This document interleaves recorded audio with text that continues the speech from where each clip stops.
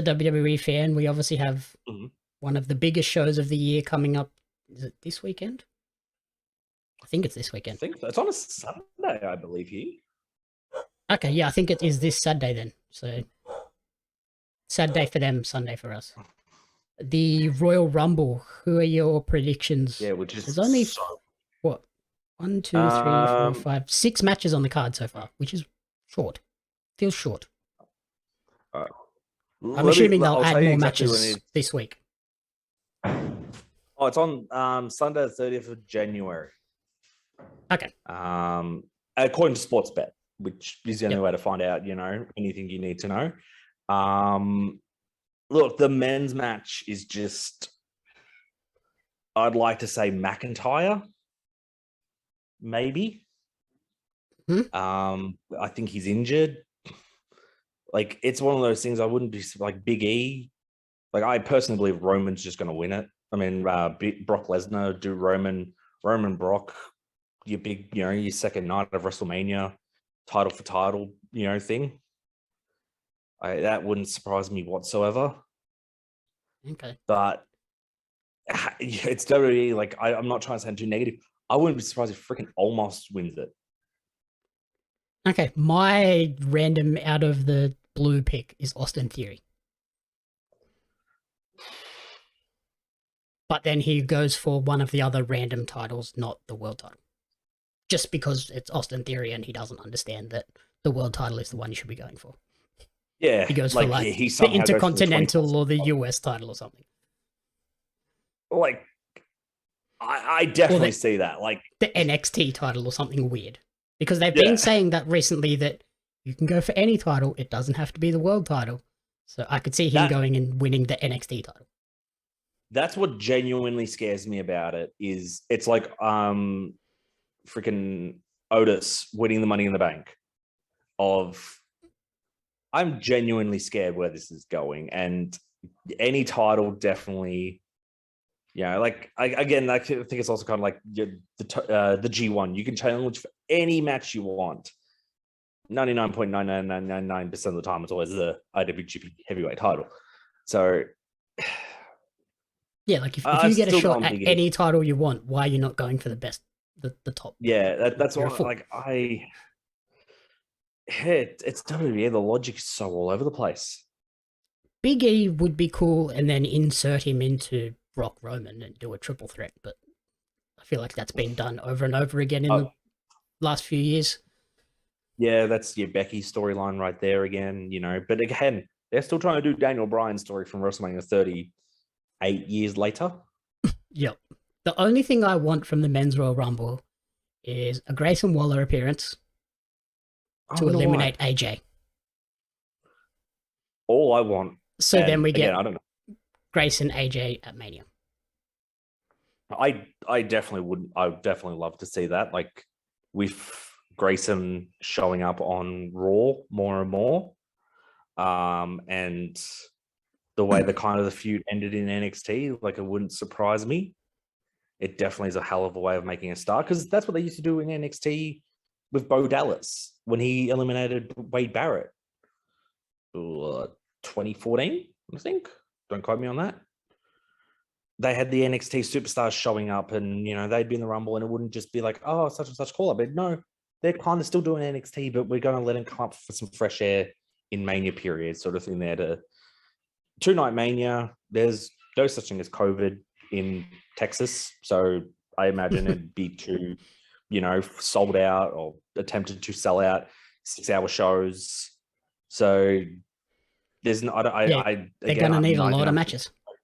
There's no takeovers, so it's not like last year's Mania where it's okay. Well, COVID might exist. We are in Florida, so it doesn't exist here, but everyone else is saying it does. So let's just be smart, be safe, and do a 4-hour show. They're in Texas. It's 8 hours. Screw it. 8 hour one night, 8 hour the next night. There you go. Full packed show. And Grayson was part of he was part of the WrestleMania promo stuff in Texas, so surely he's on the card. Surely, again, like, you know, you do need, and they seem to be in this massive phase of they've got to like, we need to build new stars. We need to fast track all these people. And, you know, I will admit, I'm shocked how well Grayson has gone transitioning from small local fed to being on Raw with fucking AJ. The transition that, you know, how well that went. It's like, it's the same. He's the same person that we've seen down here. It's not, you know, he's gone from down here to college.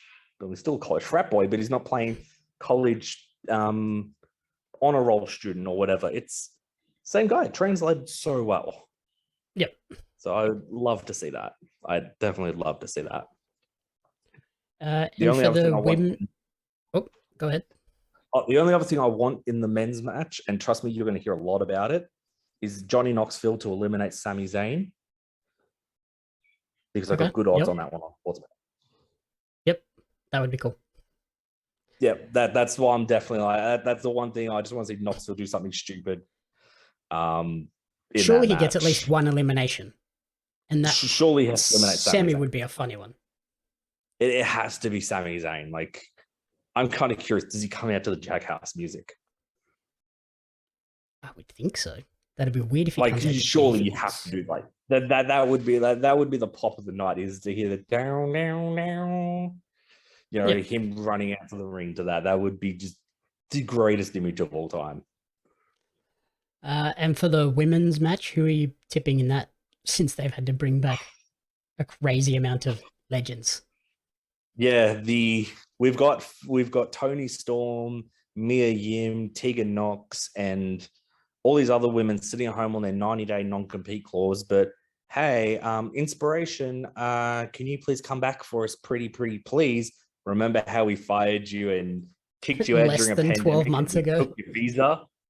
Yeah, we took your visa away from you, has caused all this stress. Yeah, well, can you come back? We kind of need spots to fill. I'm so glad they said no to that. Oh, that honestly is the most Aussie thing ever. Like, that is like the most Aussie thing of being so petty and, you know, doing something like that. If that is an Aussie thing to do. And yeah, like I said with this women's match, it is like WWE forgot that they have this annual match that needs 30 competitors when they were firing all these people. And now they're going, oh crap, we don't have 30 women on the roster that we can be confident to put in this match and it work. So let's go and get all these other people like Mickie James, who is the Impact Knockout champion. Yeah, and I'm interested to see what they do with that. Like, does she come out with the title? Does she come out to Hardcore Country? Do they reference it a lot? Or does she get destroyed? I think she'll just get the generic, you know, I think her Rumble run will be the most generic thing of come in, 1-2 punch, sit in the corner, eliminate some NXT nobody, and then she gets eliminated by Charlotte.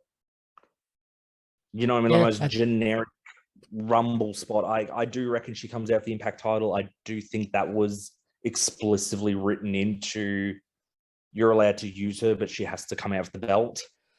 Yep. I do think, like, whether or not she comes out to Hardcore Country, I don't think so, because WWE are very petty with their music because of the rights and shit like that.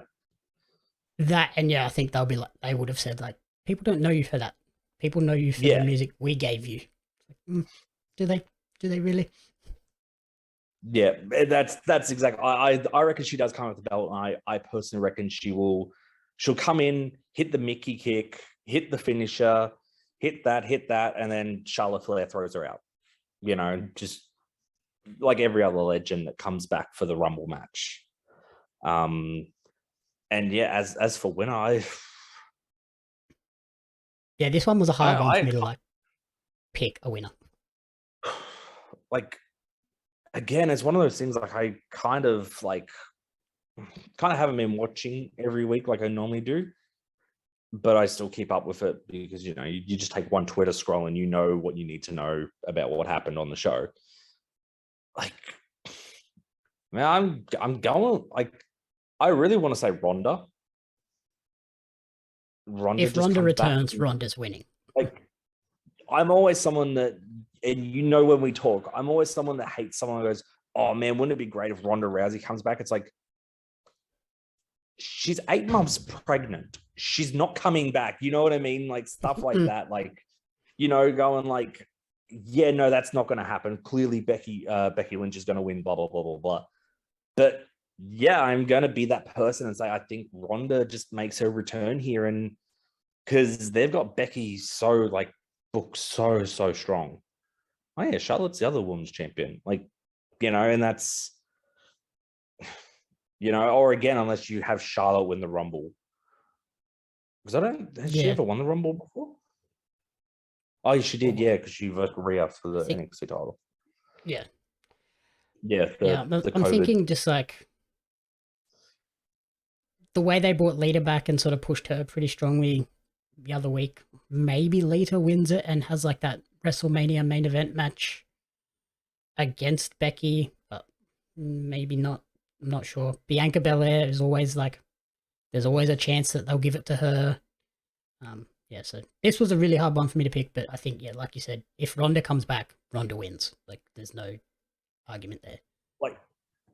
Like there's always like that one person, like you look back on a week after the Rumble and you go, how did I not pick that person winning? It was so obvious that Bianca Belair last year was the very obvious favorite. Like they built her up, they made her look like a star. And it's like, oh, I wonder why she looks like a star all of a sudden. Like every year, there's always like, that's why I wouldn't be surprised if Omos wins the men's Rumble, because he's just had the, you know, the singles run and that.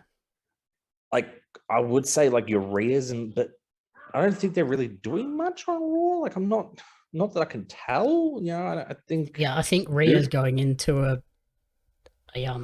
storyline with Nikki Cross. Yeah. So, yeah, so she's not doing anything. I think Bianca Belair's just floating around that, yeah, she could do it for the win, but it's not like trying to make that educated guess with a company that I'm sure 5 seconds before the match starts, they turn and go, "Oh, you're winning." You know, like, yeah, pretty much. Yeah, they throw a dart at a wall of photos and, oh, that person won. I would. Or halfway through the match. Halfway through the match, Ronda shows up and goes, "Hey, I'm here, guys." Okay, yeah, you win. Oh yeah, hey, cool. Yeah, I decided to show up. Can I win? Okay, cool. Yeah, you're in. Like, and again, well, that's also the other thing is the pre-COVID charm still there? Because you know, during the whole pandemic, everyone's like, okay, once COVID's over, Ronda has to come back as the big draw to help them out for a while. Yeah, is that still a thing, or does it not exist anymore? You know, because that's the thing. You got 2-night Mania. The women do need a main event one of the nights. You know, they win one of the Rumbles. It's only fair. 2 nights. Blah blah blah. But you're not just putting in Doudrop versus Charlotte to main event a WrestleMania. If you know what I mean, like. Yeah, it's a tough one. I don't know. I hope, again, we get some Aussie representation, Indian, Persia Parada pop up in there. Yeah. Like, again, I wouldn't be shocked if, especially the way they're going on NXT, you know, Persia shows up and just absolutely comes out and just destroys everyone in the match. Yeah, she can get did Raquel go on like a run last year of just like eliminating tons of people? Like they can give Persia the monster eliminator role and then have her just get tossed out by someone random. Yeah, exactly. You know, you have your Casey Caranzaro just wraps herself around like koala and just or the drop down, pull the rope, and they go over the top. Yeah, elimination type thing.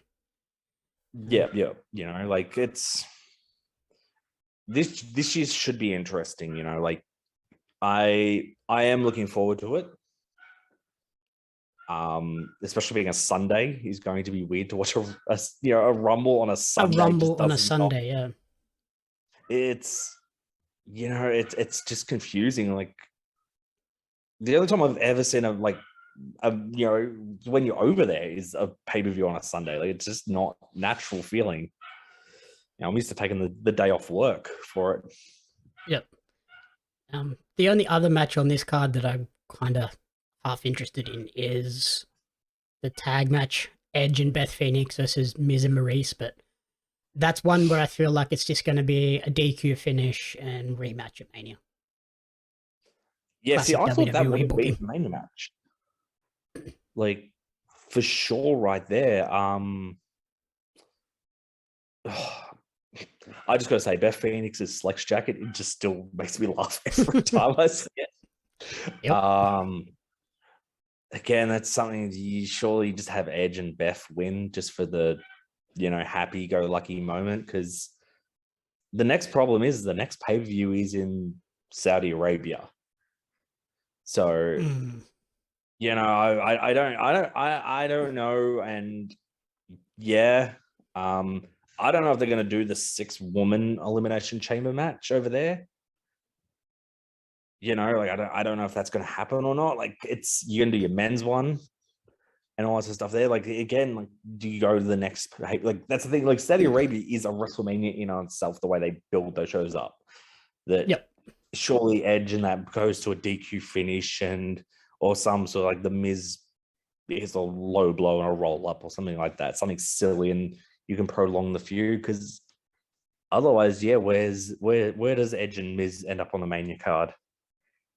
Yeah, I feel like they have to be doing this tag match again at Mania. Like, it doesn't make sense that they would go anywhere else at this point with the booking.